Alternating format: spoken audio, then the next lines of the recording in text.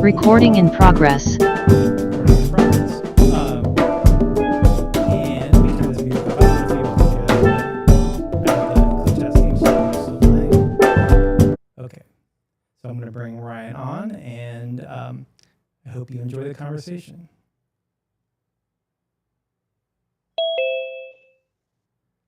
Hello? I think it mutes you when you enter. Hello, hello. Hello. Can you hear me now? Yes. Cool. And okay, there we go. Just getting this set up here so we can see you. Okay. Okay. All right, welcome. Thank you for joining me. As we just talked briefly, so we've never met before, but it's good to meet you now. And I think we somehow, I definitely have seen your what Yurt Rock does from social media, and I've always admired what you do. And then we connected on Facebook, and I had the understanding that you were in Nashville for a while, I think. Is that right? Yeah. I moved there in 2021, following a 3-year stint in LA. It was kind of during the pandemic, and I lived in New York, I lived in Boston, I lived in LA. It was kind of like the one music city I hadn't lived in. So packed up the family and moved to Nashville, and yeah, we were there for almost 3 years, starting in 2021. So, but you're there, correct? Yeah. You're in that Murfreesboro area now. I just moved less than a year ago, just outside of Nashville. Okay, yeah. So, I mean, I'm sure we probably met just because of all the mutual friends we have, and just like looking at your past guests,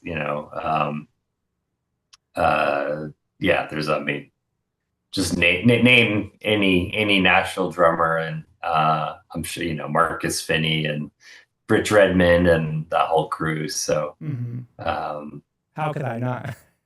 yeah, I mean those guys are great. I don't know if you ever connected with Drew Jones. He was in Nashville for a while. He kind of around the same time I was there, and now he's in Los Angeles now. Oh, But okay. I knew he was here, but I didn't know that he had left. But I've not met him. So what were some of the pros and cons of Nashville? I mean the pros were like obviously like the level of musicianship is through the roof. I mean more than any city I've ever been in. You I thought even mean, more than LA and New York. yeah, I mean, well, New York's, I would say, the talent in New York is off the charts, but it's a much smaller subset of people. So, there's, I mean, if you come to Nashville, there's dozens and dozens of drummers that are just like, could sit down in any session and kill it. New York, it's a smaller circle of people just as talented, or I don't want to say more. It's apples and oranges, but it's just a smaller scene of people, which is also a great thing because like when I was in my 20s, like you just by going out every night and going to jam sessions, you quickly kind of meet and bump into everybody and become part of the scene. Where Nashville's a little more ships in the night kind of thing, especially on the drummer side of things. But fortunately, I have a job where my job is to record drummers, so that kind of helps break up that isolation. And and drummers are kind of their own special breed, and like having this network of not just like people I respect and I'm inspired by, but they're my friends.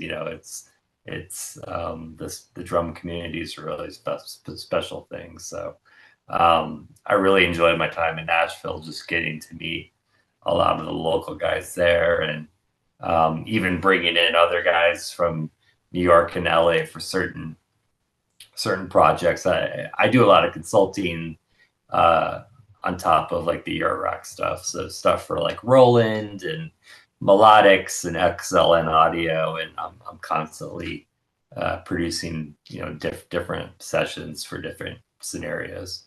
Would you let people know a little bit more about what you do? What are the different things that you do as well? Yeah, owning Yurt Rocks, um, which is providing loops and samples, but a lot more than that. And also, what other hats do you wear? Yeah, so I mean, there's the Yurt Rock. Sorry, my dog is barking at a squirrel or I think something. the Zoom is not. It's not. I can't hear. I couldn't hear him. All right. Good job, Zoom. Nice gate. Um, yeah, so the hats I wear. So Yurt Rock, I'm the founder and CEO. It's a very similar company to my previous company, which was called the Loop Loft, which I founded back in 2010. Um, and then that got acquired in 2018 by Native Instruments. And that's what brought me out to LA in 2018. So after 3 years at Native, I was kind of, my contract was up. I was ready to start something new, and I guess this gets to the yurt story. Um, there was for those that don't know, a yurt is a Mongolian tent, circular in shape, just kind of draped in fabric. And the house we were renting at the time had a massive yurt on a rock. I'm not the most original guy. But that's where my studio was for the last year or so. We were in LA, and I mean the vibe and the acoustics and like bringing people into it. It had a very special feel to it. So like that's what I wanted to kind of carry through with the branding, and I mean even the logo is a yurt. Um, I don't have a yurt now. I feel like I need to buy one, or have one built. But the yurt started and we're living in Laurel Canyon, so like that almost adds to more of the hippie kind of like earthy vibes. I'm not much of a hippie, but like the history of Laurel Canyon and just having all these musicians around. When I moved out there, like all suddenly I was surrounded by neighbors who, tons of very well-known musicians and actors and just creative types. Laurel Canyon's definitely a special place. So yeah, that's where Yurt Rock started. We were in Nashville. Well, then we moved to Nashville for a few years. And then we moved back here. I'm currently in Des Moines, Iowa, which is my birthplace and like where I grew up, where I went to high school. And it was actually where the Loop Loft was kind of built after it was initially started in Boston. I move all the time, so it's hard to keep track. It's like a circular motion across the United States. So started that there, moved to Iowa, got acquired, moved to LA, got out of the Native Instruments thing, moved to Nashville, and then moved to Iowa, and that's where I'm currently running Yurt Rock. And to answer your other question, like working with these other companies, I just kind of started to become a consultant. It was when I was living in Nashville. I had spent 3 years at Native Instruments. So, was very familiar with like product management in like a music tech setting. We can get into this later, but my previous life was on the record label side, working at Atlantic Records. So project management on, like for an album that's coming out is actually pretty similar to project management for like the Butch Vig drums plugin that I produced at Native Instruments. So, they all have development cycles, sort of, production cycles, and then like a marketing strategy. And it's a product is a product. So I've been fortunate enough to kind of learn it on both sides of the music industry. Um, and that's where, like, today, not today, well, actually, yeah, today, talking to companies like XLN and Melodics, those are the two that I'm still very active with, kind of doing A&R work, like bringing in different drummers into the fold.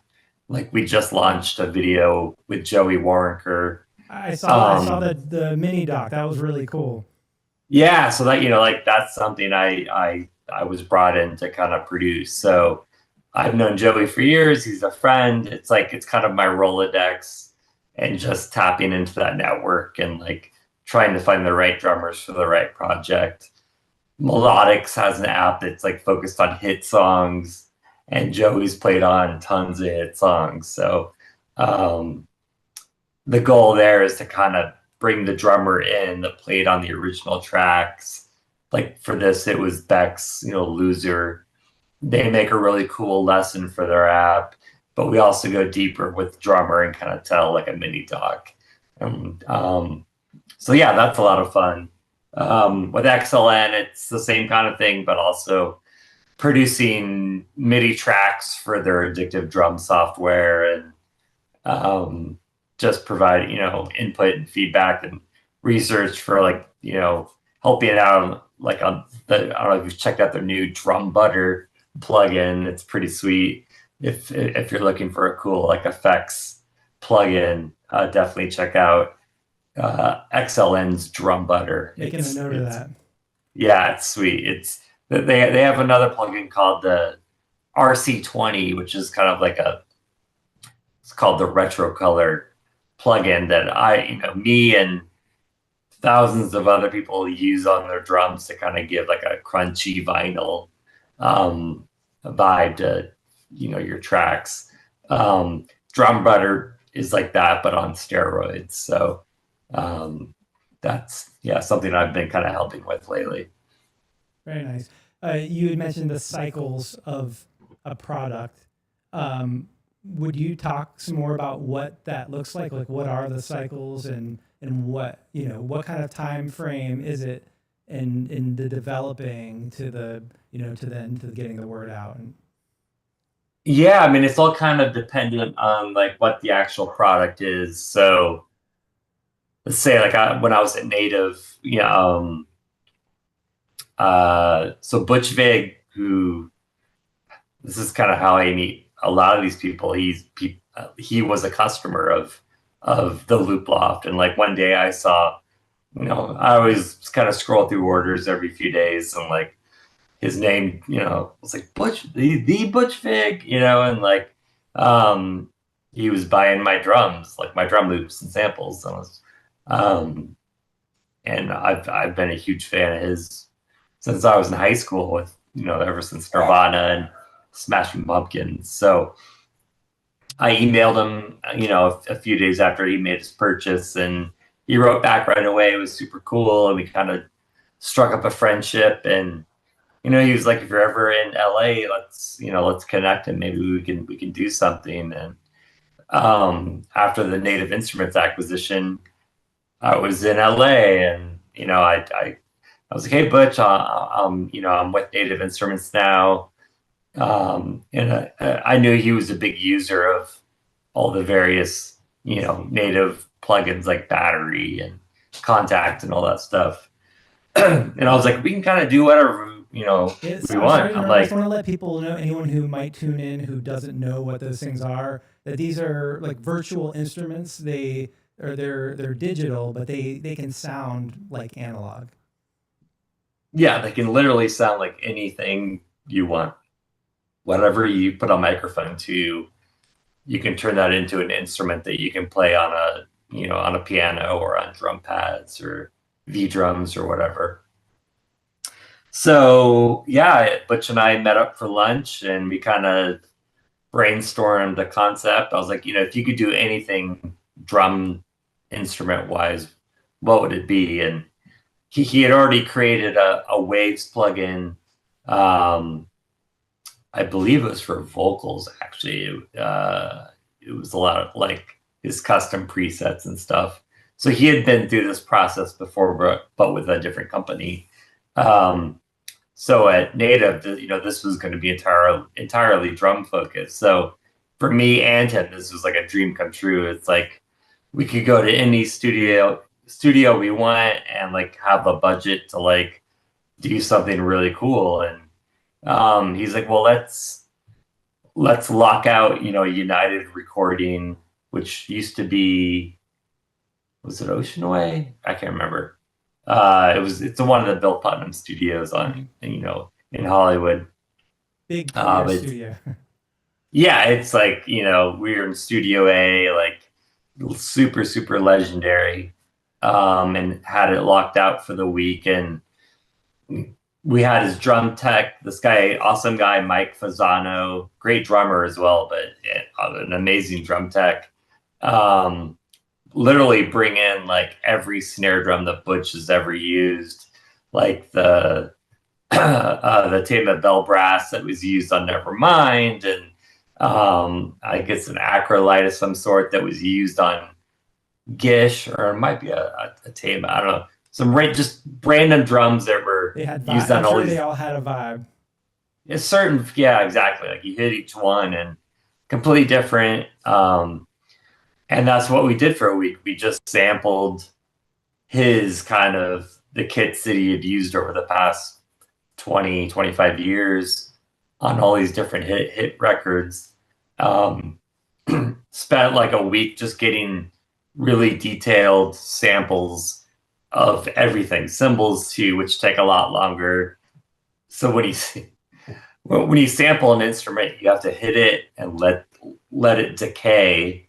So a snare drum, you hit it, it decays in like a couple seconds. You hit a crash cymbal or like a 24-inch ride, you hit it, and then you got to go get a coffee and come back, and it's still ringing. And then so that those take a lot longer. But we got through it, and we got everything recorded, and then we literally spent the next year, like every week, I would just go over to Butch's. Butch has a really great home studio at his house, and it was like a dream come true for me. I mean, even the recording process was awesome, but then like sitting with Butch at his computer, like making drum sounds, just like, and like we took like kind of like these, I don't say stock, but these like very pristine recordings, and then Butch is like kind of the king of just mangling something into something completely different that you would never expect. And that's what we did. So we kept making different kits with cymbals that matched. And then he'd actually write a song using that kit to make sure it kind of worked. So if you go to the Butch Fig Drums page, if you demo, you'll hear the songs that Butch created using each of these kits just to like ensure that they were usable in like a music production setting. So long story short, it takes over a year, almost a year and a half, I think, or closer to 2 years before we were finally done. And it was all built using the Contact framework. And this is the first time they had really made a custom drum kit in this new kind of Contact fashion. The new Contact player is what they called it. So there was, a big learning curve for everybody involved, but it definitely helped move Contact forward to kind of where it is today. But yeah, then by the end of it, when we released it, it has, I think it's 12 or 13 completely unique kits, and then each kit has its own MIDI grooves baked inside of it, and different presets, and it's just super. It's a very super like inspiring plugin if you're a songwriter or even a drummer.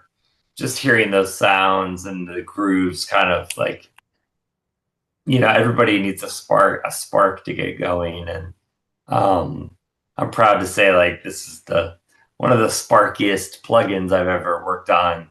And it's one of the best selling Native Instruments plugins ever made. So it was, it was a big hit and something I'm super proud of, and I still use on my own for production work. And so yeah, check out Butch Vig drums. Cool. And so that was the whole development. So the development you said was about 2 years. Yeah, so that's like the longer period, at least on like the music tech side of things. Because we had to like develop a lot of new code for the software and like, but then there's other instruments that are, if you're just doing like a loop and sample library, there's really no software layer in the way. It's literally just audio files and MIDI files and one shots. I like to create battery kits and machine kits and kind of have some useful stuff like presets for people to use. But when you say battery kits, what is that? So using Native Instruments battery plugin, which is kind of ubiquitous in the music production space. So instead of just opening up a folder of 16 different like sounds, like bass drum and snare drum and all that stuff, it's mapped out on a keyboard. So it's just a much more, it fits your workflow a lot faster. Everything's mapped out where it should be, and you can use MIDI loops with it. And it just makes everything much more useful.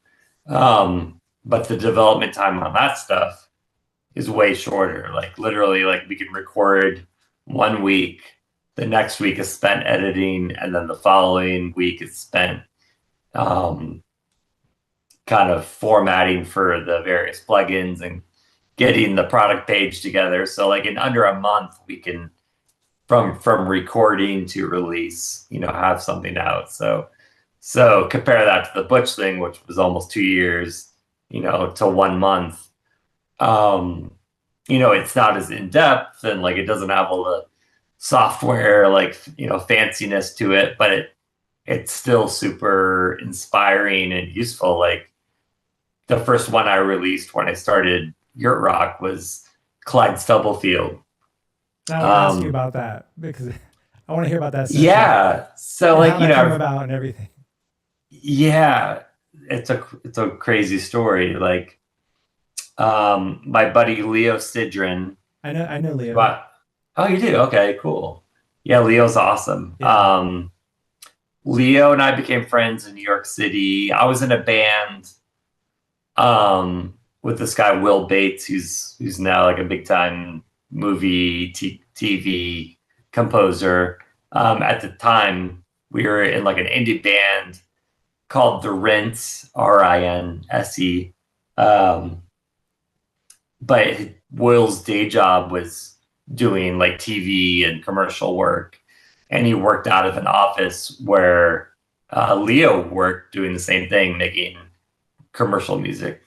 So hanging out there, I met Leo, and he's a great drummer and had a really cool setup, and we just became friends. And so fast forward to when I was kind of wrapping up at Native Instruments, Leo reached out to me. He's like, "Hey man, like, I don't know if this is any use to you, but I have a hard drive I'm sitting on with multi-track Clyde Stubblefield recordings that have not, nobody's ever heard or used, and like that's just like finding, some ancient Egyptian, like, just on the music side of things, like it's like, are you joking? Like, are you like, this is, the world's most sampled drummer. The only recordings that I was aware of that existed were the things that he had done with like James Brown, and the late, Motown owns all that stuff, and like it's locked up in, IP land of Motown. So which is why there wasn't like a Clyde, loop and sample library. He's like, yeah, small world. He's like, yeah, I recorded this at Butch Vig studio. It's a very small world. in 2001. So early Pro Tools day, early digital recording, but they were Pro Tools sessions. They weren't to a click, but they were complete songs. So they each had a vibe and a tempo, a wavering tempo, but a tempo nonetheless. And he's like, would you like to release these? And it's kind of a no-brainer. Yes, please. So, he shared the drive with me, and first job was to kind of solidify the tempos of everything, and which Logic I use Flex Time. Oh, okay. Excuse me, Flex Time, which is super, super useful. I didn't want to quantize anything because that's the magic of like Clyde's playing is the space. Before too. Yeah, but it's like moving goalposts, so you can like move the one of the first bar of the phrase, and then move the one of the beginning of the fifth bar. How did you do that? I mean, that seems challenging to do that, and like you said, still keep his feel. What were the challenges in doing that? Well, just learning how to like really kind of massage and edit using. I would use Flex Time, but I would use in multi-track format. So I think we maybe had like 8 or 9 mics from the session. It wasn't crazy, but you open those up in Logic and then you apply the Flex Time, so it goes through and like puts markers on everything. It doesn't move it. It just kind of knows where all the transients are. And then the trick is to grab the first beat of the measure on all the audio tracks, kick, snare, everything, and move it to the exact one. Okay, I was wondering if the downbeat was getting moved to the one. Or, yeah, because otherwise when it loops, it doesn't. Like if you're milliseconds behind or ahead of it, it's not going to work. So you gotta, it's got to be perfectly on the one, and then the one of the next phrase has to be perfectly on the one, but then you let everything else between it breathe, and you don't quantize it. Like it's the number one. It's like Fight Club. Like number one rule is like you don't quantize it. And so we did the audio loops and the multi-tracks, and then the last step was to actually make MIDI grooves out of it. So Ableton, as far as I know, at least at the time, had the best like conversion of you can put anything in the clip view, right click it, convert audio to MIDI, and it'll the algorithms find the kick drum and the snare drum, the hi-hats, and it literally creates a MIDI, a matching MIDI groove to that audio loop. You do have to go in and like move things around, especially if there's like tom fills and crashes, and like there's definitely some extra editing that goes into that. But that's how that was created. So that was the first release. Was he still alive then, or was this was after he passed? No, he had passed. I'm trying to think what year it was. 2016, I think. Because I remember at the time, the week he passed, I was in New York City putting on a Loop Loft All-Stars concert at the Blue Note. At the time, like I reached out to the Blue Note. I was like, hey, we have this amazing roster of musicians. Could we have a night where they all get up on stage and play together? And the Blue Note was cool with that. And it's on YouTube. If you go to just look up Blue Note Loop Loft All-Stars, it's Nate Smith on drums, it's Eric Harlan on drums, it's Manu Sinelu on percussion, it's Aaron Comes from the Spin Doctors on drums, tons of people. Mark Kelly from the Roots on bass, Doug Womble on guitar, Bob Reynolds on sax. This killer band. And Clyde had passed earlier in that week, and we all kind of felt like we had to do something. So we did a Clyde tribute, which you can look up Clyde Stubblefield tribute, and it starts off with Nate Smith, taking off like Clyde. Yeah. I mean, all these guys are all super funky. Nate starts it, and then Eric joins, and then Aaron joins on top of that, and then they trade, and it's a very musical and kind of So there's many almost drum sets set up at the same time, it sounds like. yeah. And if you know, if the Blue Note stage is not big. It's No. like and plus I had a film crew too, so it was like we had fortunately we sold out both shows, so it was packed. Three drum kits on stage, plus oh, lights went out. That's nice. Horn players and um, yeah, it was a quite a night. But I'm glad I filmed it and captured it.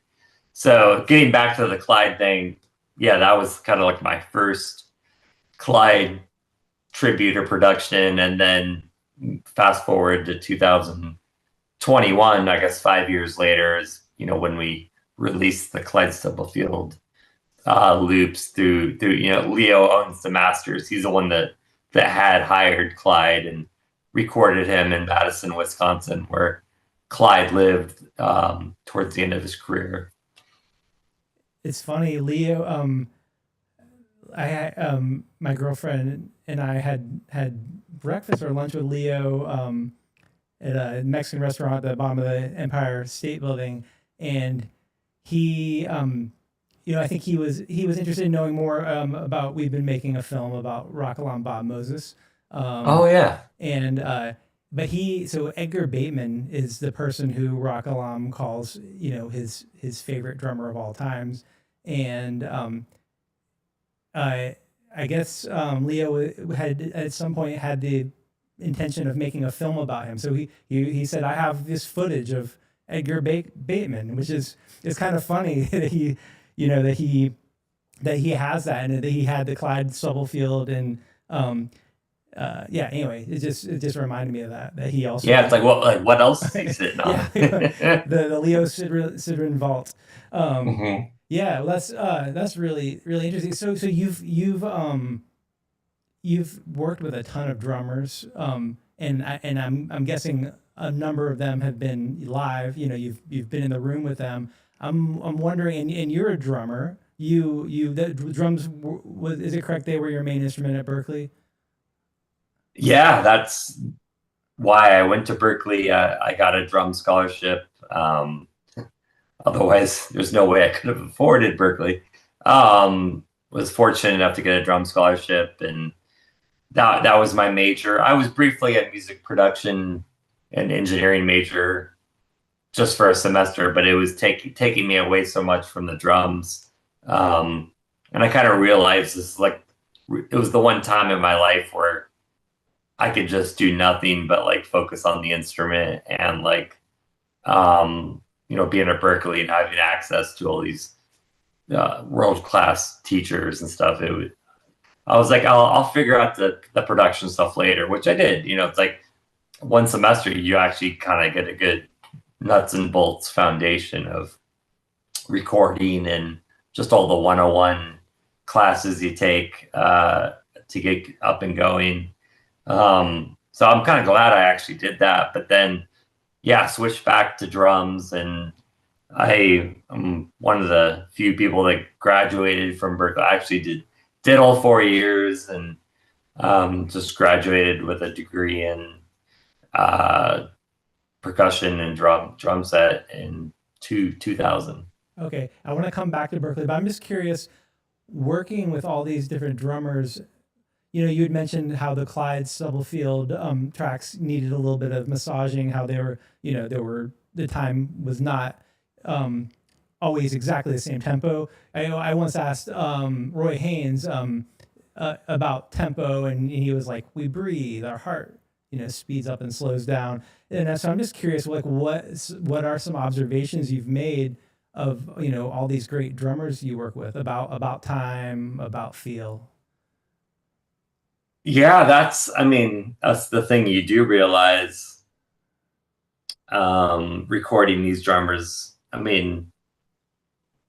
Nobody's perfect, and they shouldn't be. Actually, the one person with like the most closest to perfect time I've ever recorded is Charlie Hunter, and he's not even. I mean, I believe it. His feel. he's it's insane. Like his I because he's done work with me where he plays the drums as well, and like to the millisecond, to the like you can zoom in on that waveform as much as you want. So And he's like typically right on the beat. I mean, what he wants to be, yeah. Yeah. Like if he's playing something that's like straight up, like I there's nothing like it. I've just like of all the drummers I've recorded, um, and then the rest of them, you kind of get to see. It's like zooming in with like a um, powerful microscope, and like seeing like their DNA and stuff. It's like Omar Hakim, like what makes Omar Hakim feel like Omar Hakim versus Nate Smith versus Clyde Stubblefield versus Joey Warrenker versus Simon Phillips. It's like it's fascinating to see like the placement of the hi-hat notes and the kick drum and the snare drum and how they all relate to each other. And it's literally it's like DNA, but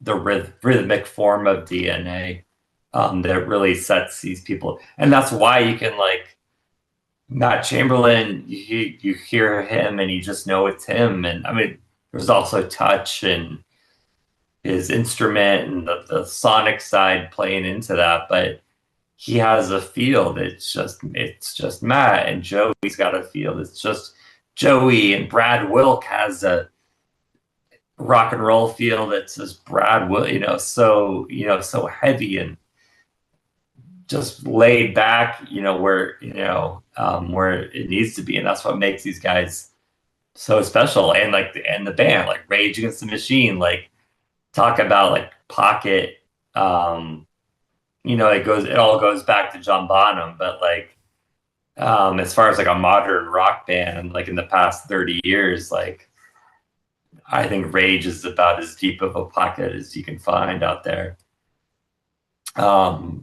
So yeah, just getting to work with these people, and I'm getting goosebumps just talking about it because it's just like I grew up on a lot of these drummers and I studied them, but I didn't really know until I was zooming in on kick drum waveforms, like what it was that like made it what it was.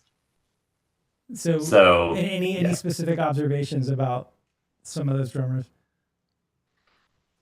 I mean, it's just like again, they all just have their unique placement. Like Omar's he's kind of a very on top player. Like he's always driving. Does that I don't mean want if to you look at say the waveform and then where, if they're assuming there's a click for most of these, is he consistently a little ahead or?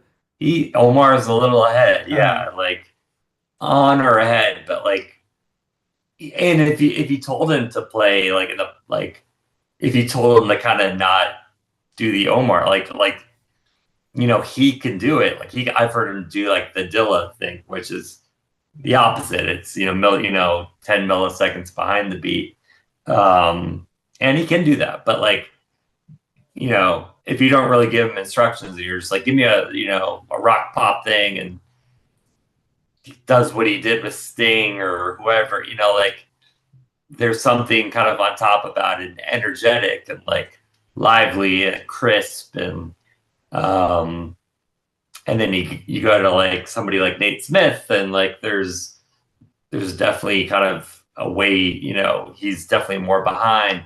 Matt's kind of in the middle, um behind slash in the middle. Joey again behind slash in the middle. It's all these people have to sit in different places. And not all. I don't want to pigeonhole any of these guys. yeah, because I'm Like, sure they have the ability to yeah, move forward or they're backwards all, and yeah. But but it's like from what we know of them, like if you were to put it on a grid and like zoom in, like they kind of have a certain thing that they tend to do and makes them their signature, style. and it's all about a relationship to something, to time in some way or some reference point, whether it's another instrument or a metronome or click. No, it's really interesting to hear you say that about just the noticing that about because like when I think of Nate Smith, to me when I hear him, I think, oh, he's probably very on top of the beat, just because I feel like it's always feels very driving. But so it's interesting to hear that because it's just that's counter to what I feel, but I'm sure that's correct. Well, there are parts of his he play, it's like and again, it depends on the groove. Like he'll put the hi hat on top, which will give it like this driving thing, but then his kick and his snare will be a little behind, which gives it this, it's the push and pull. Yeah, it's so hard I hate to try to describe it with words because words don't do it justice. Yeah. No, I'm. It's really cool just imagining being in the room and noticing those things, especially with all the different drummers that you've worked with. And before we started the chat, when we first got on the Zoom, you had mentioned Berklee and how influential that had been the different teachers you had. And so I'm just curious about what your experience at Berklee and the teachers and. Yeah, I mean, like I still remember my very first lesson, my freshman year. It was like 10 o'clock at night, and I go down into the drum basement of 1140 Boylston and knock on the door, and it's Jamie Haddad, and smoke kind of pours out of the room, and I walk in, and it's Jamie's like the most chill person I've ever met in my life. He just has this like super relaxed aura to him. And I introduced myself, said, it's my first time. I had checked him out with on some Dave Liebman albums. I can't remember the names of them, but I was familiar with his drumming. Your first semester, like you kind of get whoever they give you, and I was lucky enough to get Jamie. Like I didn't pick him; he was just through the luck of the draw. He was my first teacher, and he was the guy that I needed at the time. And I walk in, and I'm like, I don't think I'm a hot shot, but like I'm this like kid that like all state Iowa, like way into like Dave Weckl and Vinny Colaiuta, and like had way too many splash cymbals and chinas on my drum kit, and 8-inch tom, which that explains enough. And then I show up at Berklee, and it's Jamie, and like he's like, "What are you into?" And I was like, "Yeah, I'm into all this like kind of like crazy fusion and all that." And he's like, "What about like straight ahead stuff?" And then I was into like Tony and at the time, and I checked out like Philly Joe, but like I didn't really like ever focused on like my ride cymbal ever. It was kind of a afterthought. So what he did, he basically just like he's like, "Come sit over here away from the kit," and he just brings a ride cymbal over. He's like he put a ride cymbal in front of himself, and he's like, "Let's just play on the ride cymbal." And he would play, and I would like answer back, and he just started, just kind of by rote, like taught me how to get like a proper ride feel, like a pulsing quarter note that's super consistent.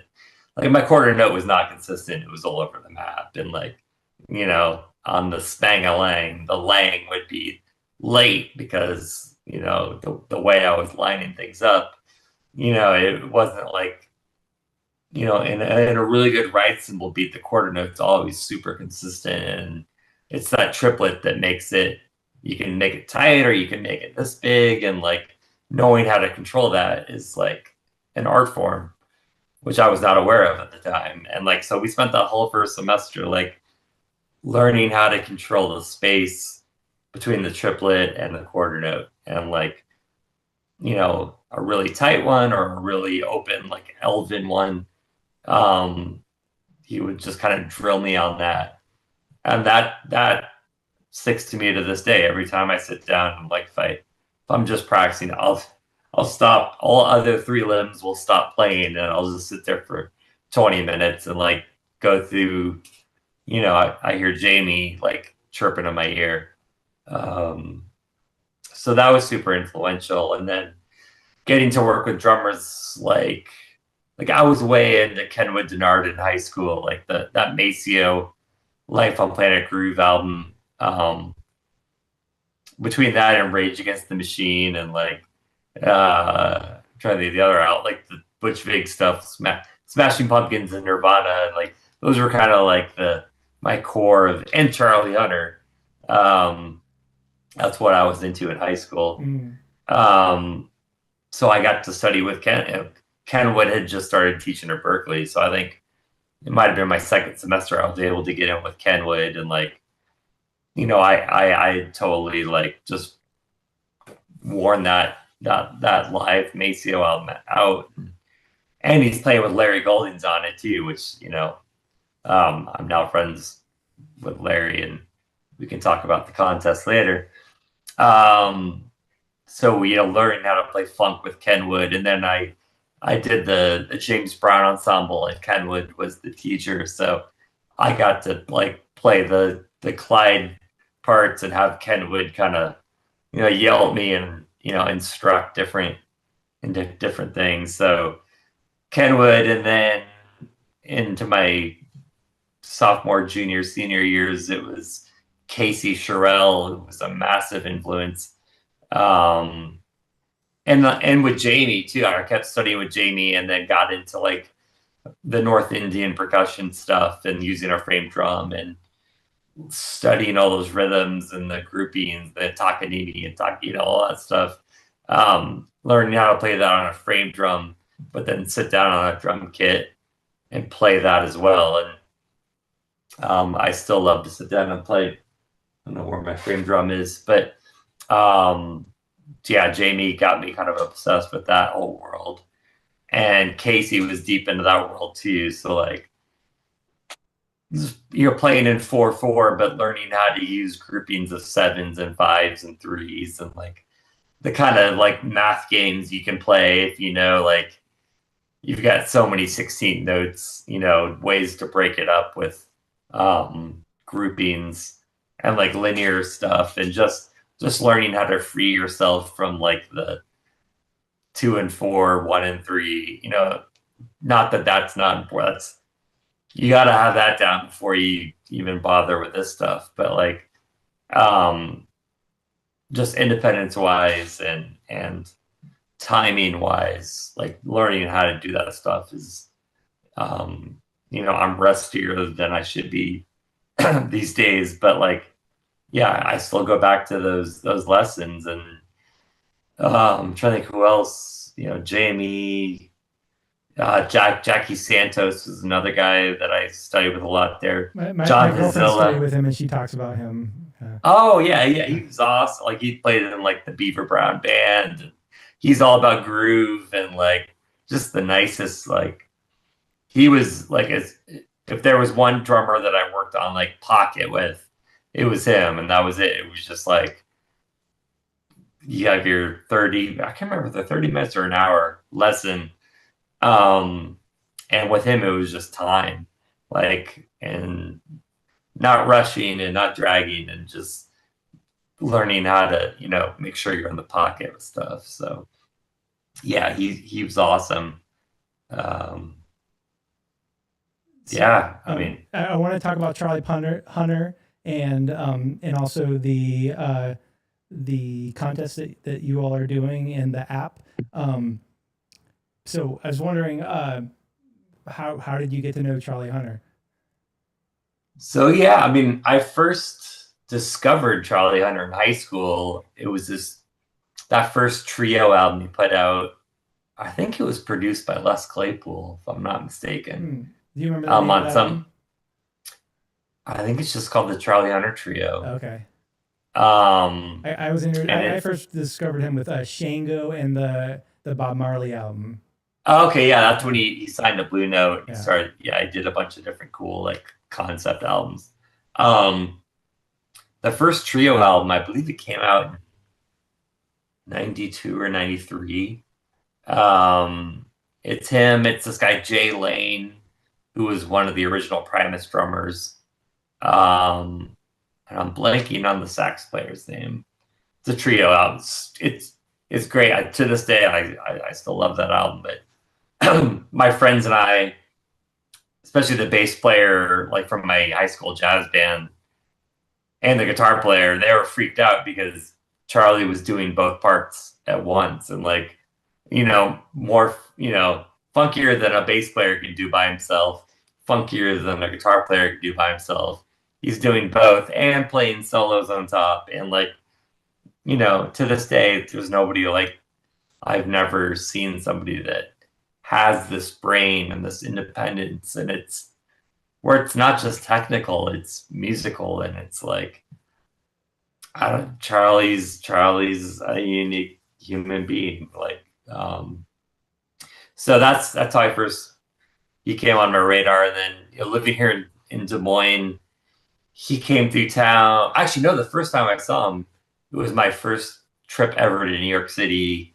My family brought us out there, one summer just for like 5 days, the kids and my parents. And he was playing at a club called the Fez, which used to be downtown, which later turned into, I'm blanking on it. It was a club on Lafayette. Not Joe's Pub, something else. Anyway, we're right around there. That's that area.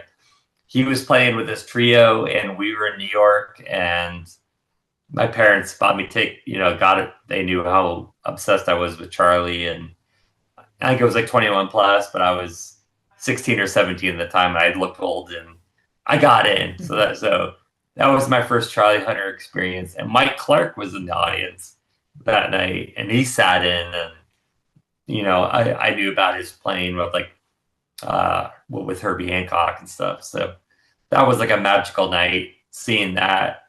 And then a year later, he came through Ames, Iowa, which is just north of here, and I saw him play in Ames. And then, just as a fan from afar, that was kind of my Charlie Hunter thing. And then I go to Berklee, and I actually become friends senior year with John Mayer, who he wasn't at. He only went to Berklee for like a semester or two, but he came back right after I had graduated, actually, from Berklee. And I was living the summer after graduation. I was still in Boston, living right above the Berklee bookstore. John came back and needed a place to crash, and my roommate was out of town for the week, so he stayed in my apartment.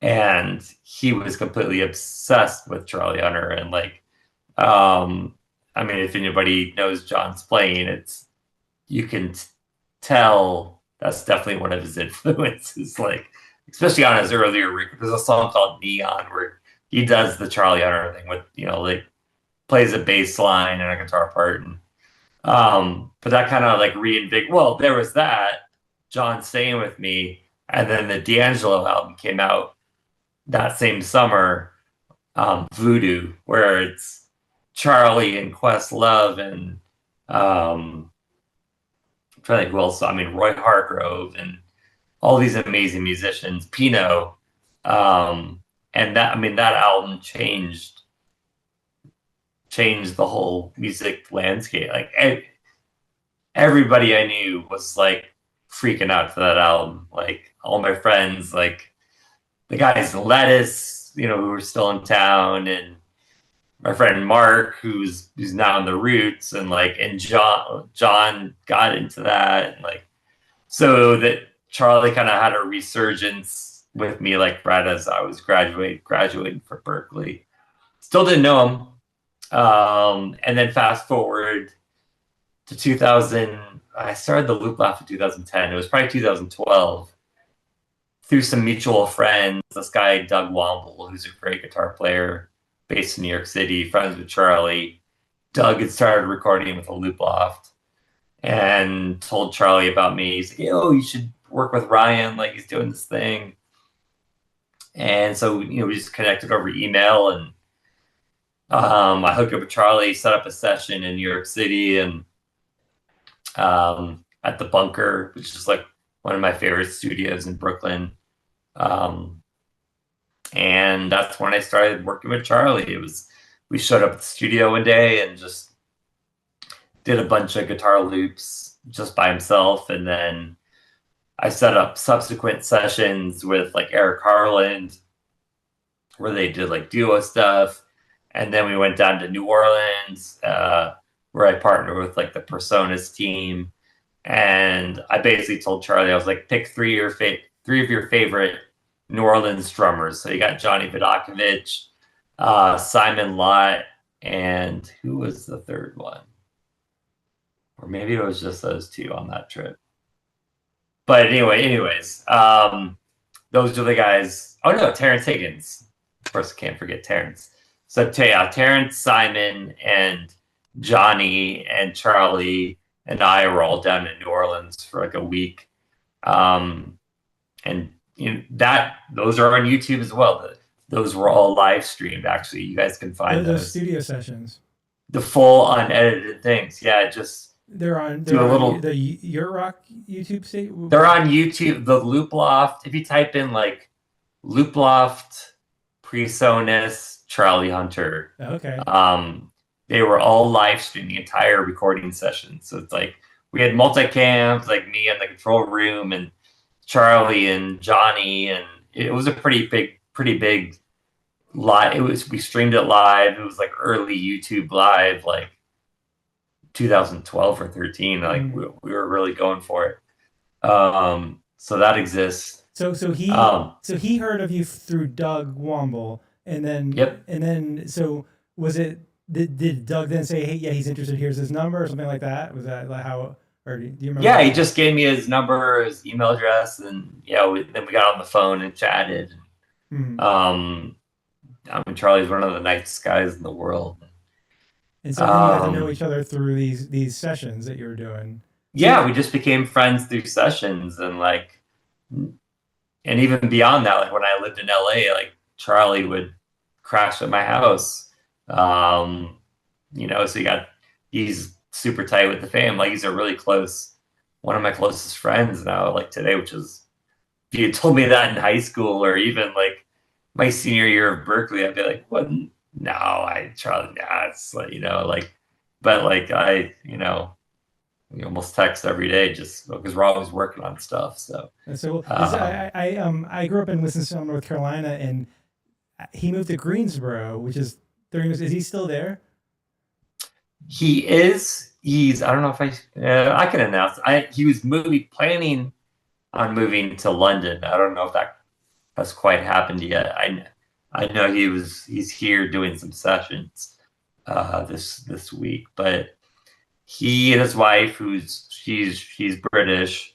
They're ready to. Their kids are out of high school now and stuff, so they're ready to make a move. And like London is kind of a spot he's never lived in and wants to explore. So I think he could work like crazy in London. It's a big enough city where there's between sessions and gigs, it's it'll be good for him. Yeah, that's really cool. He'll keep busy. And so how did this idea come about, this app and the contest? Yeah, so Charlie had a few years ago, I was kind of busy just getting Yurt Rock launched, so I didn't really have the bandwidth to like try to make an app. So he took it to this developer. His name's Ben Singer, I believe he lives in North Carolina as well. And together they developed this thing called Wheelhouse Beats, where the concept was, let's just make a metronome that's not a metronome. It's just really awesome drummers. And it's just, you just open up your phone and it's super easy to find a BPM and then switch between drummers and switch between grooves, and just a more inspiring way to practice,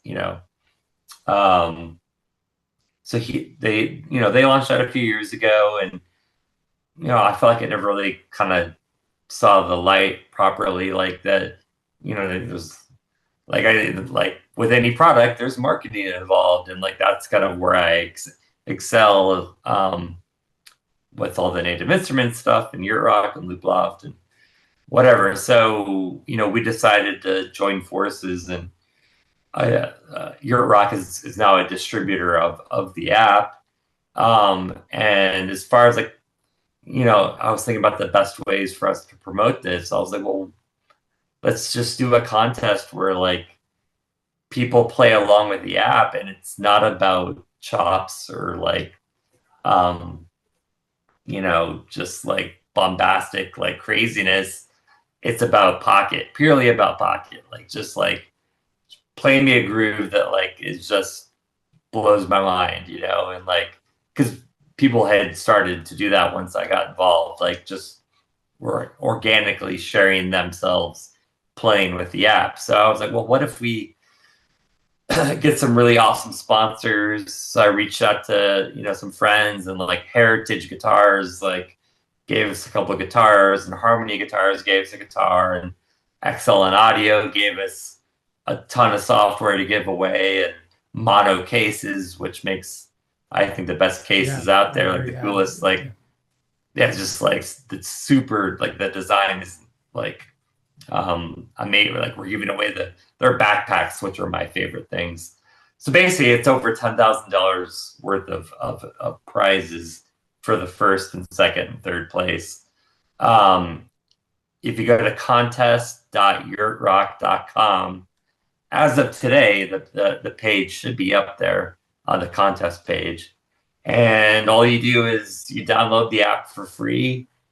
You play along with the app, whether you're just recording yourself with another phone or using your laptop, camera, or just fidelity doesn't matter. Groove, it's all about the groove. So it's like we're not judging you based on, like if you're able to like Pro Tools this thing to death and make it sound pristine. That we don't care about that. It's how great is your pocket. So the contest is open until July 1st. You can submit as many videos as you want. The public votes on it. And then July 1st, public voting ends. And then our judges for the finals are Larry Goldings, Brad Wilk, and Tim LaFave. The four of them, which is like a dream team of, that's a super group right there of like just pocket grooving musicians. They will pick from the final 10, they will pick the top 3. And then on July 8th, we'll make those announcements and we'll send out the prizes. And if that goes well, we'll keep doing it. But I'm just excited to see people play. It's like, I'm not a chops guy. I've never been like a chops guy. That's not what excites me. Seeing some young person, in Africa or, wherever, just like getting down to these grooves and like doing something that feels right. Like that's what I'm looking forward to. So yeah, likewise. That's a really cool, cool project. So when you're thinking about how to get it out to people, it sounds like thinking of ways that are engaging, like what this is, that it's something that's participatory and yeah. And I haven't done, I did a contest like this when I was running the Loop Loft.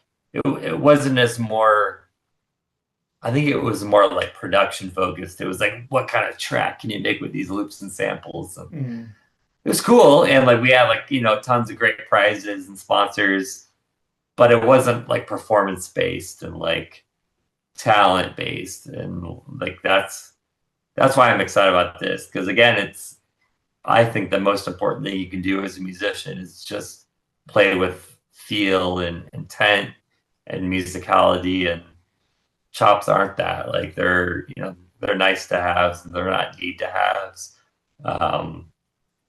And just showing people there's I think, just having everybody looking at each other, and like, I think it'll inspire people to kind of play, think more about how they focus on time and play and groove ultimately. Like that's again like Recording stopped. nope, we're at the end. Well, that's really cool. And I look forward to checking that out. And also just checking out more of all of what you're offering with Yurt Rock. Cause I've always been very intrigued with all the different sample packs that you offer. And it seems like, Yeah. that's, I mean, that is the future. And I'm curious what your thoughts are, about like where is it going? Where do you see it going with me, musically? Yeah, I mean, we're in a kind of this weird space with AI right now where I don't want to say it's a fad because it's definitely not going away. But as far as like everybody's trying to figure things out right now, and that's kind of why I did this contest because I was like, let's just not worry about using the best AI to get a mastering plugin to do so and so or whatever. Like, forget all that stuff. Like, let's just sit down with your instrument, with your phone. Even that sounds techie, but like your phone is just to play. It's like your boom box essentially in this scenario, and just play with it. But the future, I mean, apps are definitely like a thing. As far as like Yurt Rock goes, we have all this content. I want to kind of integrate it better. Like almost like the easiest, not easiest, but first step is to put this into the Wheelhouse app that we're doing. And because right now I think there's about 10 drummers or so and a bunch of different grooves. But like I want to get all my drummers in there and Charlie, and because like as a drummer, I want to practice with Charlie or Tim or Doug Womble or all these people. And I can like right now, but I have to like load the loop into Logic or Ableton and then go run over there and like it's not as easy as just clicking on your phone and hitting play. And that's how that's how I learned to play drums, was like having my Discman with Charlie Hunter's CD in it and then putting my headphones on and playing. It was that simple. And like things have gotten like overly complicated, with DAWs and home, like running things through your Apollo and trying to get the right mix and like, which is great. Like it's awesome that people can like home produce and do all that. But like, I think like when it comes to practicing, like, I want to kind of lower the barrier to entry and again, like there's melodics, which is doing that like more on like if you have a V drum kit or, like they're doing very amazing things on that as well. But with the loops and stuff, I think we can kind of bring that into our own apps. And as well as plugins. Like I said, like I make battery packs and machine kits and like try and just like have like a standardized Yurt Rock plugin where everything kind of lives.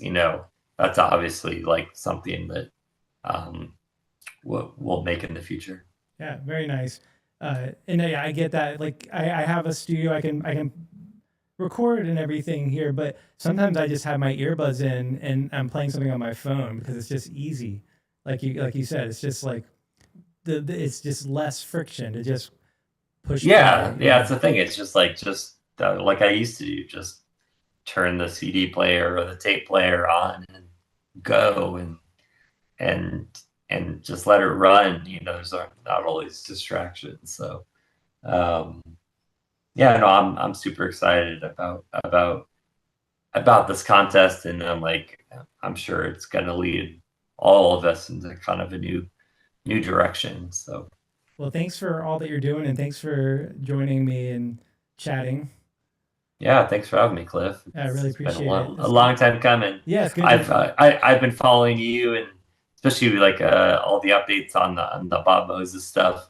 I never studied with Bob, but he was at New England Conservatory when I was at Berklee. So I would see him around, but I never never got to study with him. Yeah, he's in Norway right now. I think about him all the time.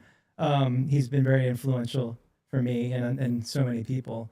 Um, well, yeah, Brian Siskin, a friend of mine in Nashville, Oh yeah, he says that's Ryan. probably how we kind of first connected. Maybe I don't know because yeah, I Yeah. was using Brian shot a few things with me, um, just like mini docs, Oh like yeah, at my yeah. studio. Okay, yeah. Brian and I grew up in the same town, but we had not met until a friend, my next door neighbor growing up, when I was moving to Nashville, was like, "Oh, you need to get together with Brian," and so that's how we Oh connected. wow, that's crazy. You never knew him. Yeah, Yeah. and so I knew him once I moved to Nashville. But Well, if you need a plane ride anywhere, he's yeah, that's right. He offered, and I was like, I'm scared of the small planes. yeah, the little Cessnas or whatever. Yeah, Yeah. I just see the news stories and stuff. Uh, well, anyway, thank you for everyone who tuned in, and I will keep Ryan. I'll keep following what you're doing, and check out Yurt Rock and the say the website again for the contest. The URL is contest.yurtrock, YURTROCK.com. Uh-huh. And that's going to run until anybody can enter up until July 1st. So get to it. All right. Well, have a good evening, and yeah, thank you once again. You too. Thanks, Cliff. Thank you. Bye. All right. Take care.